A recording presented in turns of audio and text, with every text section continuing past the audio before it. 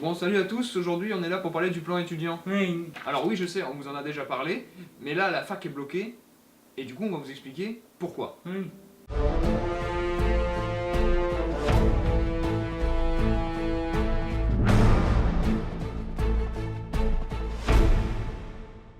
Alors voilà, le gouvernement veut réformer l'université et son accès. Avant, quand tu avais le bac, tu pouvais aller dans la fac de ton choix. Mais ça, c'était avant. Si la réforme passe, on aura le droit à 10 vœux. Non, c'est comme ça. Plus 10 vœux en apprentissage, mais ça ils le disent pas. Et les concours communs compteront comme un seul vœu par contre. Si vous ajoutez un concours commun, par exemple d'école d'ingénieur, cela compte comme un seul vœu.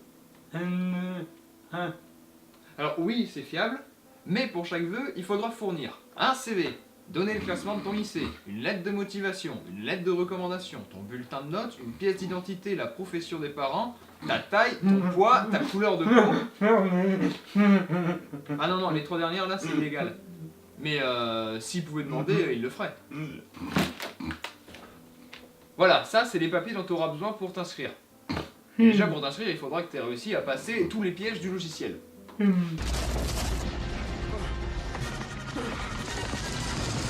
Par exemple, il y a le piège des langues qu'on avait déjà expliqué dans la vidéo d'avant. En gros, tu cherches une école avec LV3 italien, tu rentres les critères, le logiciel va t'orienter vers une université, une fac, un BTS proche de chez toi avec LV3, mais pas italien. Non, rien à rajouter. Une fois que tu as fait tout ça, t'as plus qu'à attendre et à prier pour que la fac de tes rêves te choisisse. Parce que ouais, comme il y a beaucoup de demandes, et ben ils vont choisir les meilleurs, des meilleurs, des meilleurs, des meilleurs, et les autres, et ben ils l'auront bien profond. Vive la sélection, non? En fait, c'est exactement le principe des grandes écoles avec entrée limitée, sauf qu'avant, toujours maintenant, la fac, c'est, il n'y a pas de limite de personnes qui peuvent y aller, et ben maintenant il y en aura une. Il y a même un amendement, l'amendement de Monsieur Gros-Perrin, qui a un nom fantastique. Ce ne sont pas les vœux des candidats qui doivent guider les choix d'ouverture des places dans les filières de l'enseignement supérieur, je sais pas pourquoi je pense cette voix, mais les débouchés professionnels réels qui s'offrent aux diplômés. Toute augmentation du nombre de places dans une filière devra être justifiée par de bons taux de réussite et d'insertion professionnelle. A l'inverse, une formation dont les taux de réussite et d'insertion professionnelle sont faibles ou en diminution devra connaître une réduction de ses capacités d'accueil. Pour faire simple, si les étudiants dans une filière, par exemple philo ou histoire de l'art au hasard, ne trouvent pas de boulot en sortie d'études, et ben les années d'après, il y aura moins de place pour les futurs étudiants, puisqu'il y aura moins de postes à l'arrivée. Alors que ce sont des filières qui sont hyper importantes pour développer un esprit critique. Mais bon, ça, les politiques, elles en ont peur, ils aiment pas que les gens réfléchissent et remettent en cause leurs actions. C'est pour ça que tous les dictateurs commencent par supprimer les intellectuels et brûler les livres. C'est pour ça que les étudiants bloquent les facs, ils veulent pas de cette sélection merdique, ni de la privatisation globale du service public. Ça, et puis les violences faites dans certaines facs, genre Montpellier ou Tolbiac.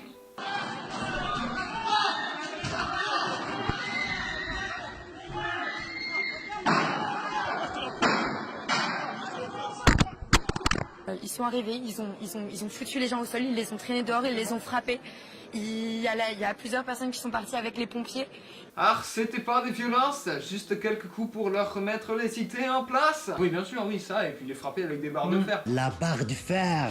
Donc ceux qui soutiennent le mouvement anti-blocus, réfléchissez bien à ce que vous direz à vos enfants quand ils rateront la fac de leur choix. Et pour terminer cette actualitique, une carte des facs bloquées. On a donc des facs bloquées un peu partout en France, à Rouen, à Caen, à Rennes, à Brest, à Nantes, à Angers, à Tours, à Bordeaux, à Limoges, à Lille, à Paris, à Nancy, à Strasbourg, à Dijon, à Nice, à Lyon, à Montpellier et à Toulouse où on dit chocolatine. Demain nous fêterons les Clotilde et nous perdrons 2 minutes de soleil. Combien d'établissements sont concernés par ce mouvement, Gilles Roussel? Alors bon, il y a vraiment 2 établissements dans lesquels les situations sont vraiment bloquées. Et oui, il y a beaucoup plus que 3 facs bloquées. Donc soit les médias se sont trompés, soit ils travaillent pour Macron. Mais bon, moi ça j'y crois pas, parce que franchement, on s'en rendrait compte, non, les gens sont pas des pigeons. Au moment, faut arrêter de... Faut arrêter de... J'ai pas d'impro, mais faut arrêter. En fait, les journalistes jouent avec le mot bloqué, parce qu'il y a beaucoup de facs qui sont occupés et non bloqués. Dans le cas du blocage, personne ne peut rentrer. Dans le cas de l'occupation... Quoi, pas celle-là d'occupation? Bon bah dans le cas de l'occupation, les étudiants peuvent quand même circuler sur le campus, et des cours populaires, des ateliers, des chamboules, tout. En sachant que Poitiers, Metz, Besançon, Paris 8 ou encore Grenoble ne sont pas bloqués de la même manière. Et nous apprenons à l'instant que le président de l'université de Lorraine vient de décider de la fermeture administrative de la fac suite à l'échec des négociations. Quel mauvais joueur, Parisis. Voilà, c'est tout pour cette... Voilà, c'est tout pour cette actualité. Portez-vous bien et surtout, restez critiques. Et nous, on est sûrement fous.